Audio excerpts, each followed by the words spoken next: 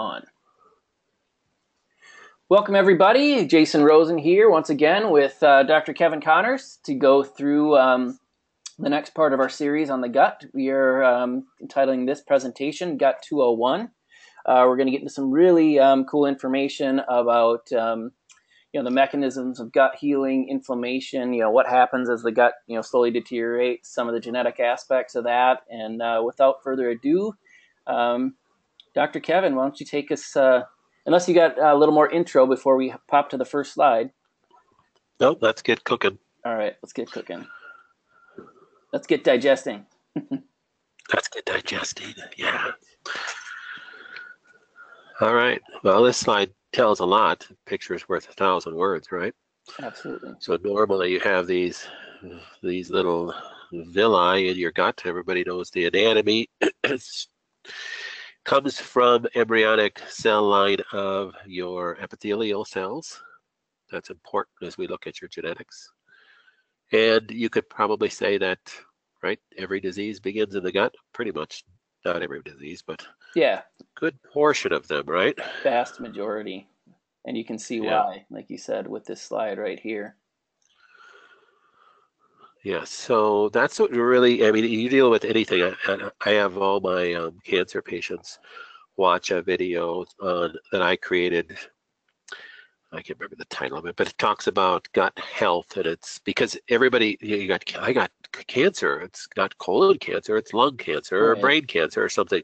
Why would I have to deal with the gut? So I actually created a video explaining why you have to deal with the gut, because we use sun spectrum, as you know, Jason, literally on 99.9% of our patients. So it's just a must. If you don't address the gut, I always tell people, inflammation of the gut is going to equal inflammation everywhere else in the body. So absolutely, if you don't control that inflammation, then it's a more difficult disease.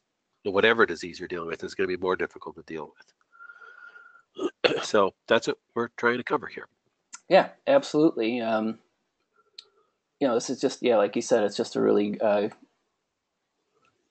great video just to watch how well we were really created and how bad we can, actually just how resilient our bodies all are, how much they actually put up with before they're finally just like enough is enough, Before things break down. Yep. Yeah. All right. Should we pop to the next slide then? Yes, sir. All right. Here we go. Okay. So there's different ways to measure gut function. This is a slide just taken from a picture of Genova's test, stool sample test. They're 2200 or 2205. I can't remember which test this is from. Quite honestly, I don't do this test that much, Jason, because I just come from the assumption we got to work on the gut, and everybody's going to be messed up. There's going to be very few sick people that walk in my office that don't have gut dysfunction. And then again, the argument is that they think they don't because their tummy doesn't hurt, or they go to the bathroom. They have bowel movements every day. And I've had people come in, and I'm sure other doctors listening to this have had people come in, and you say, do you have regular bowel movements? They say, oh, yes, I have every 3 days, regular. Their skin is white, Yes. Well, it's saying their doctor will tell them, that is normal. Right, exactly. So I don't run this test very often, but this is a good thing for people at different, I see mainly cancer and Lyme patients that they'll just do anything I tell them to, no matter what, so I don't have to run some of these other labs to prove it to them. But I suggest highly, if you're running a chiropractic practice or you're trying to get into functional medicine, that you learn how to use these labs. Genova has some really nice videos explaining their labs. I know other labs have videos explaining their labs too. And this could help you put some, teeth into their treatment plan and get them to do the next things that you want them to do. So I think there's benefit to this. I think that's the whole point of labs. We already know what we need to work on, but the patient needs to see it. I've heard good things about GI map testing, but yeah, this is a good slide too because I'm sure a lot of the docs out there that are getting into this, they've read Grain Brain and Brain Maker by Perlmutter, and one of the things he hits hard on, especially in Brain Maker, is firmicutes and how that just causes all kinds of different issues in just about any neurological problem out there. And they think this is it's a nice test that they run that there. Right. And then also butyrate. He hits hard on butyrate and how important butyrate is. And I know that's another reason you and I love the Sun Spectrum is the sun fiber in there is just an amazing source for butyrate. Yeah, that's Like really a key piece. and then with firmicutes, I know we like the C3 reduct is a really good thing to bring that down. I know green tea works really well for that as well. Do you have any other ACEs you use for firmicutes? Well, looking, you use the products to help bring that down. Enzymes are really important in my book for that too. Yep. So, because really, we're looking at this test here is really looking at intestinal function. But where does that come from? That comes from stomach. So using digestive aids that begin higher up in the stomach, that is digestive enzymes for the duodenum and HCl for the stomach, is important as well. So Yeah, that's absolutely. usually where it begins. Yeah, I think like when an old mentor of mine, I just go with, like hydrochloric acid is one of his favorite supplements, and he wrote some really interesting papers on just like you could trace back just about like any low grade infection to a lack of hydrochloric acid, and then you hear so many people out there say, "Oh, well, I make enough HCl. I don't need to supplement HCl." I'm like, really? Do you really think you're eating the food that you're originally designed to eat, and you're not demanding like 50 times more hydrochloric acid reserves than by the time you're 30 than you're probably designed to use by the time you're 80? It's just it's kind of Well, crazy. that's exactly right. I mean, no, really is people say they think that they're because they have a reflux that they have too much, stomach acid, which is actually the opposite of that. Yeah. And the most commonly prescribed and utilized medication today is omeprazole and the other acid lowering medication. Even if a person is on, just some over-the-counter Rolaids, that's Right. just the worst thing a person could take. People don't make enough HCl because they have damaged stomach lining from foods and other chemicals that they're ingesting, flavorings, coloring, additives, all this stuff. Yep. Um, and they have MTHFR and other defects on their folate pathway. And the B vitamins are essential for the production of HCl. Absolutely. Uh, and I get a lot in the cancer circles. Everybody's trying to alkalize themselves, so they're purchasing these alkalized water units. Oh, right. And and my comment is, let's think about this a little bit. Right. Where you want to alkalize the tissue, that's fantastic. So is drinking alkalized water going to alkalize the tissue? Now let's just go back and think of physiology 101. Your stomach acid, the alkalinity of your stomach should be about 1.5 to 3.5 pH. You're Yeah. going So to why are drink you drinking alkalized water 12.08, water and stuff like that, right? and think that that's going to alkalize the tissue. I mean, you're missing physiology 101 here. So you drink lemon water. Is lemon water alkalizing or acidifying to the tissue? Well, it's alkalizing. Well, Alkalizing. Yep. stick a pH Absolutely. strip in the lemon water. It's acidic. Very acidic. Yep. It's not whether the thing that you're drinking is acidic or alkaline. It's whether the thing that you're drinking or eating is alkalizing to the tissues. Yep. So it's not the pH of the substance. No, that's a So great point. uh, Like anyone could just start, swallowing like teaspoons of baking soda every day, and they could get their urine pH up. So sure, you could that's just take a yeah, bunch of minerals and you get your urine pH up, but that right. doesn't mean your tissue pH is up. Absolutely not. we You're know going to that. spill calcium in the urine. You're going to increase the pH of the urine. And then people have this fallacy of, oh, I'm alkalizing my tissue. Really? You got alkalized urine. Is what you Right. got. Yeah. Well, if So, you had alkalized tissue, you wouldn't have cancer or all these other right. types of issues. And it's just not Yeah. understanding the physiology. I mean, a person with cancer has acidity around that cancer because the cancer is highly metabolic because it's replicating. That's what cancer is. And you got all this rapid replication. It's highly metabolic. You got all this waste that's building up around the cancer. That is what is acidic. The cancer is acidifying. That is really the Warburg effect, the acidification of the tissue by the cancer.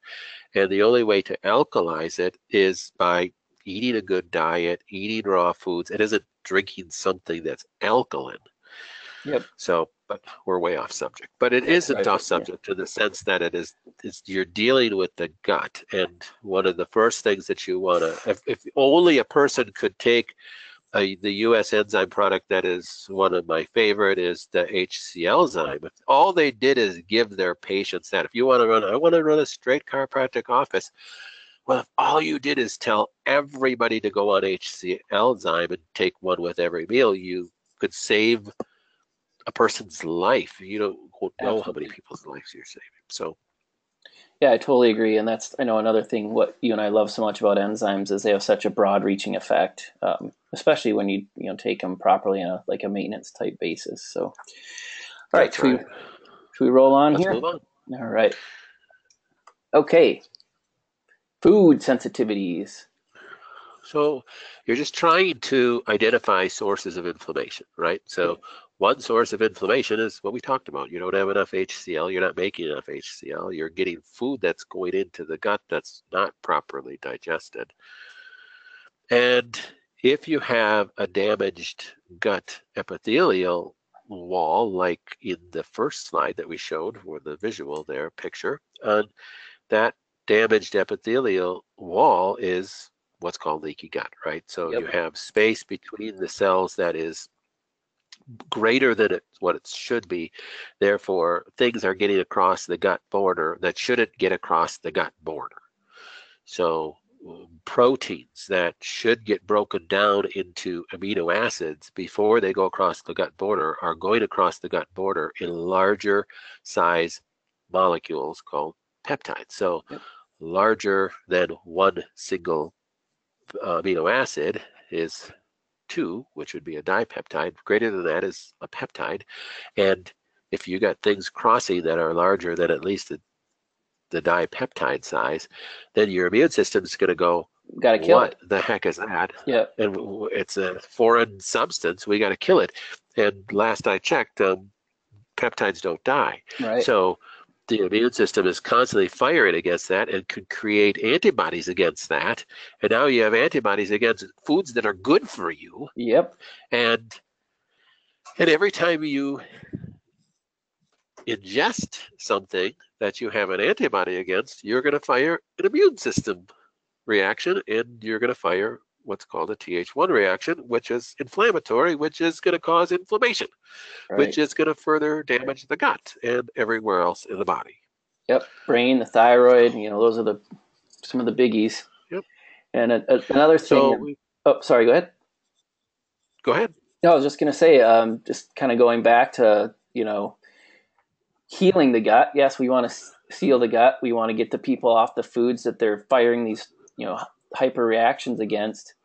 But then the proteins are still there, so it's another thing.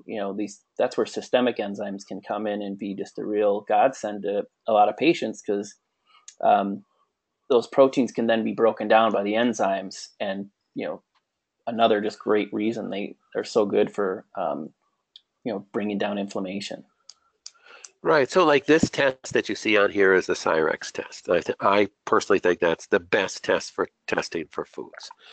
But it's not cheap, and most people's insurance isn't going to pay for it. So if you have a patient on a budget, just put him on more enzymes because just like you said, Jason, okay, it is the peptides that you are reacting to. So remember what an a protein is, a long chain of amino acids in a certain sequence that make it that protein. So and as your enzymes break that apart. So if you can think of it as a long chain of a pearl necklace, so you got all these pearls in this chain. If you're reacting to certain lengths of that pearl chain, certain peptides, if you gave the person more enzymes to consume when they eat, they will break those down. They have a greater chance of breaking them down into amino acids that won't react. Yep, absolutely. So you have a greater chance of decreasing that person's immune response, decreasing that person's inflammation in the gut with enzymes, period. So that's, again, Yeah. why we love enzymes. Yeah. So, I mean, when you look back in societies, I mean, if you really think about the first supplement made, it was enzymes and probiotics because people have been fermenting, you know, all these things from kefir to kimchi. Every society has their little probiotic an enzyme player that they've been making since, you know, the dawn of time, and they were using it as basically a supplement to get more enzymes and more probiotics. uh, So absolutely. I saw a really cool story on the History Channel a while back that I share with a lot of my patients. It was these this picture, this kind of story of the Black Plague, and they had these beautiful graphics of how the Black Plague spread across Europe and started to spread across Asia, and it literally went around Korea, and they had to figure out why do we have zero reference of anybody dying of the Black Plague in Korea? kimchi So they went back and did a study, and they found out at that time the Koreans ate kimchi with every every meal. meal. Yep. So they were That was taking the enzymes at every only meal. difference. Right. Yes. They were eating kimchi with every meal. And at that Yep. time, they stored their kimchi in a hole in the ground. So could you imagine it had way more enzymes in it than it does even today? Right. Um, so that was the only difference. And they said, well, the Germans ate fermented sauerkraut, but they didn't eat it every meal. They had that as a meal. It wasn't, a side dish with every meal. So Right. that was the difference. And it's That was like, different. okay, convince a person that they need enzymes. Yeah, exactly. Just because you make them doesn't mean you make enough. And like, there's a the adaptive law of secretion, which was proven in a study, I think in like the 70s, that just says that the body reveres its enzymes so much it won't spare one extra one unless it absolutely needs to. So if you can Well, that's when take we care talk enough about the that DNA. I mean, that's yeah, what your DNA does is make enzymes, right? right, That's the whole story of life is right, enzymes. yes, we can get really off topic if we go much more there, but we'll stick to the script here and talk about um, yeah, some more of these foods and these beautiful genetically modified foods. Yeah, so just again, trying to identify sources in your patient of inflammation. So you got food sources, you got food sources because of exogenous chemicals, pesticides, poisons, Roundup, yeah. GMOs. Yeah. So you have to address all these things. And again, my saying that I say to all my patients is that, hey, I'm not expecting you to become a guru, but you can make some choices when you go to the grocery store. You have a choice between two different tomatoes to buy. Which one are you going to buy? Just make the better choice. So it's about getting a person to start thinking about what they're putting in their mouth. Yeah, and this is a really great slide that just kind of a lot of people think just by going organic they're guaranteed not to be GMO, and that's just so not true. And then with the GMO salmon, here's another nice slide. The FDA has recently approved that, so that's going to be coming. So I'm sure most restaurants will be switching to that Oh for the yeah. cost savings. And Oh yeah. canola oil, it's another big one. I didn't know this about papaya, so that's interesting. Um, and we all know that soy, like I don't care how organic that is, there's the chance of that not being cross contaminated is like almost zero. And that's the other thing too with cross-contamination and such. It's just Yep. scary. We are destroying our food supply. Yes, we are. Hopefully we'll wake up soon.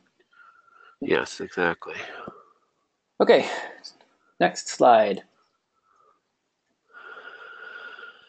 Okay, so this just goes into kind of what that one lab from Genova talked about, Yep. is just this dysbiosis that we have in our gut, chronic infections that we can have in our gut, parasites that we can have in our gut, heavy metal toxicity. There's just a lot of different things that, depending on how deep you want to go with a person. So, I know we got doctors that listen to this that, really are into this and trying to get as deep as possible with their patients, and others that are, practicing, kind of newbies at functional medicine.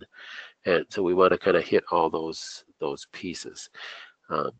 But again, running those labs can be your best benefit for some of this stuff. Yeah, if you're starting out and you just hands down, you got and just for yourself too, so you can start to see the changes yourself and start to get more confidence in what you're suggesting for your patients. But yeah, if you look at all these things that cause gut dysbiosis, I mean, almost every single one of those on there rely on one of two things, and that's a protein to hide from the immune system from the macrophage, and LPS biofilm to hide from the immune system. And that's just another nice thing about enzymes. They can help release those proteins, and so the immune system's like, oh, voila, there you are. Or that biofilm, where they can do all this crazy things like quorum sensing and some of the really tough infections. You got to break those things open, just to give the immune system a fighting chance. Right. And then put the good guys back in and balance the scale. Yep. All right, next slide.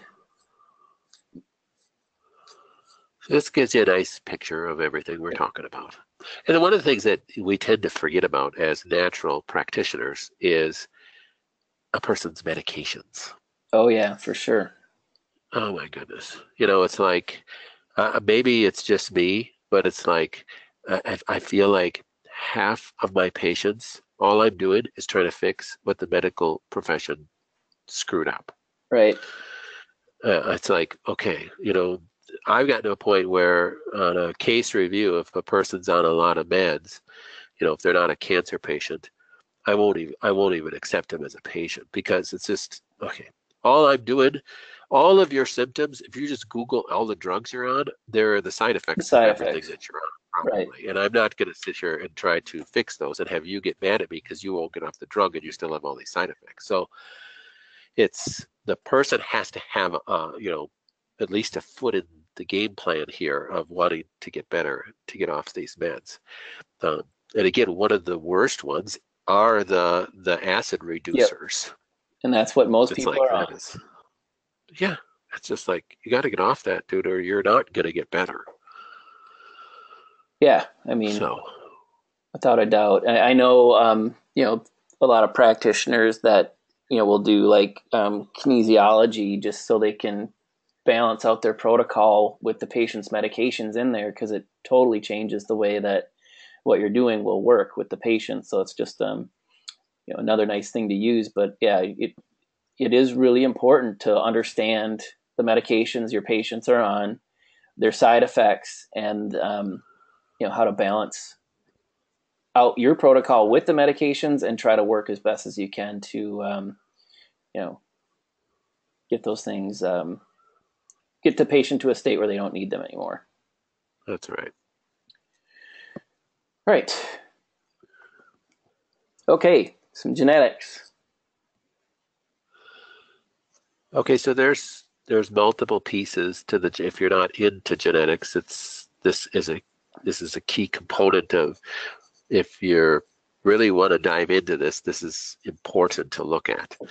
So we talked a little bit about fermented foods, but the top picture on this is the ABP1 gene that breaks down histamine. This makes the DAO enzyme in Yep. your gut to break down histamine. Now, this particular person does not have any defects on that gene.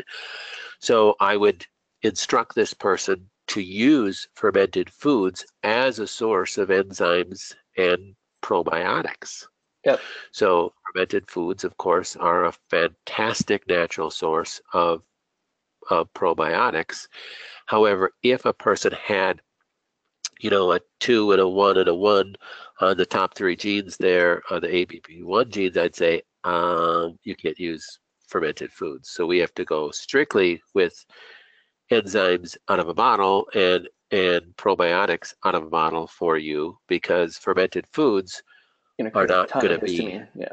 yeah, they carry a lot of histamine. So they're really good for a person, but not everybody can do fermented food. So before I get a person's 23andMe back, I say no to fermented foods, because fermented foods, if the person has a bunch of defects in this gene right here, they will absorb a ton of histamine. And then you have to look at another gene called the HNMT gene. If they have a bunch of defects in those genes, they don't get rid of histamine out of the tissues. So that is a huge source of chronic inflammation, because histamine is essential, to deal with an antigen. So it's made by your mast cells to deal with antigens, and then it's supposed to have a very short half-life. The HNMT gene makes the DAO in the tissue to break down the histamine in the tissue to get After rid it's of it. So if made. they have a lot of HNMT genes, they don't do that. So they have this chronic ramped up tissue inflammation.